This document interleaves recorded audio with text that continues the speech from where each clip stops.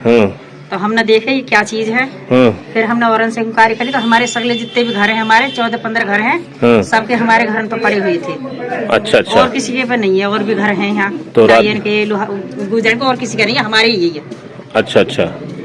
तो कुछ किसी पे कोई मतलब लग रहा है कि तुम्हें कोई आया जब पता चली हो? नहीं नहीं नहीं नहीं। अच्छा तो ऐसा कुछ पता ऐसा नहीं कुछ नहीं पता पड़ा। अच्छा ठीक है। तो मौके पे पुलिस पहुंची है? हाँ जी पहुंची है। अच्छा अभी भी मौके पे पुलिस है?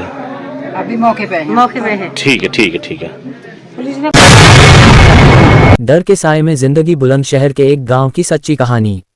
आदाब मुस्लिम ऑफ गुजरात ये यूट्यूब चैनल पर आप सभी का स्वागत है। यह कोई फिल्मी कहानी नहीं है, ये हमारे देश की मिट्टी से उठी हुई एक ऐसी सच्चाई है जिसे सुनकर भी दिल दहल जाता है। उत्तर प्रदेश के बुलंदशहर जिले के करीब एक गांव बुखेड़ा में रहने वाले कुछ मुस्लिम परिवारों के घरों पर एक सुबह अचानक ऐसे पोस्टर चिपके मिले जिनमें धमकी दी गई थी कि गांव छोड़कर चले जाओ, नहीं तो जिंदा जला दिए जाओगे, मार दिए जाओगे। सोचिए, जब कोई व्यक्ति सुबह उठे, नमाज पढ़ने निकले, बच्चे स्कूल जाने की तैयारी कर रहे हों, महिलाएं घर का काम संभाल रही हों और अचानक दरवाजे पर इस तरह की धमकी लिखी दिखाई दे, उस पर दिल पर क्या बीतती होगी। डर, घबराहट, बेचैनी और सबसे बड़ी चीज असुरक्षा। गांव में मुसलमान कम संख्या में हैं और हिंदू बहुसंख्यक। ऐसे माहौल में इस तरह की धमकियां उन परिवारों के लिए बहुत बड़ी मानसिक चोट बन जाती हैं। कहा जाता है कि पुलिस तुरंत पहुंची, पोस्टर हटाए गए और जांच शुरू हुई। ये स्वागत योग्य कदम है क्योंकि ऐसे मामलों में राज्य और कानून की भूमिका ही लोगों को भरोसा दिलाती है। ऐसी घटनाएं क्यों डराती हैं? भारत एक लोकतांत्रिक देश है जहां हर नागरिक को बराबरी, सुरक्षा और सम्मान का अधिकार है। लेकिन कुछ लोग, कुछ छोटी सोच और कुछ संगठन माहौल खराब करने का काम करते रहते हैं। कभी मुस्लिमों का मॉब लिंचिंग, कभी मुस्लिमों को डराना, कभी धार्मिक त्योहारों पर तोड़फोड़।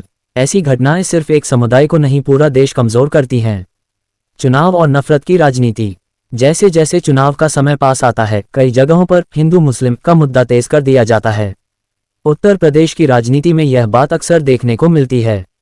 नेता मंच पर कानून व्यवस्था की बातें करते हैं, पर जमीनी स्तर पर कई बार लोग 80 और 20 जैसे फॉर्मूले गढ़कर समाज को बांटने की कोशिश करते हैं। ऐसे में जरूरत है कानून का सख्ती से पालन हो, दोषी कोई भी हो कार्रवाई बराबर की जाए। सोशल मीडिया की दोहरी भूमिका। हमने जो वीडियो बनाया है वह सोशल मीडिया पर वायरल हुआ। एक तरफ सोशल मीडिया ने इस घटना को सामने लाकर आवाज बुलंद की, तो दूसरी तरफ झूठ और अफवाहें भी कभी कभी आग में घी डालने का काम करती हैं। इसलिए जिम्मेदारी बहुत बड़ी है।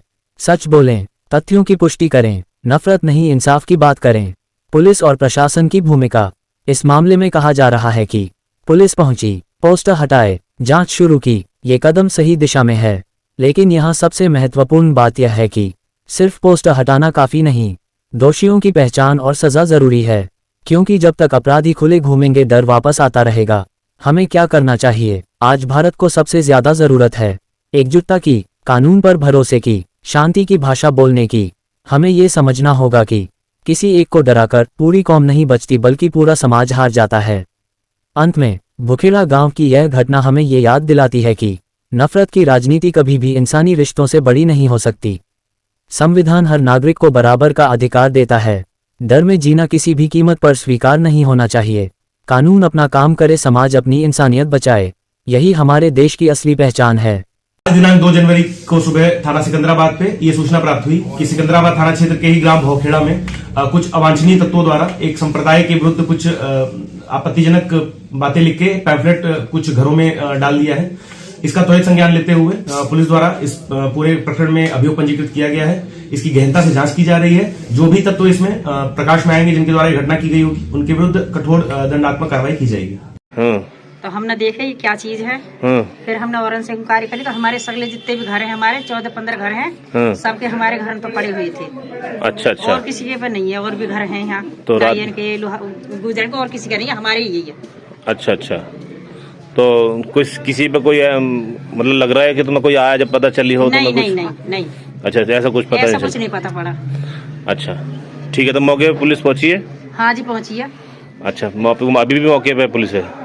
अभी मौके पे है। ठीक है ठीक है ठीक है।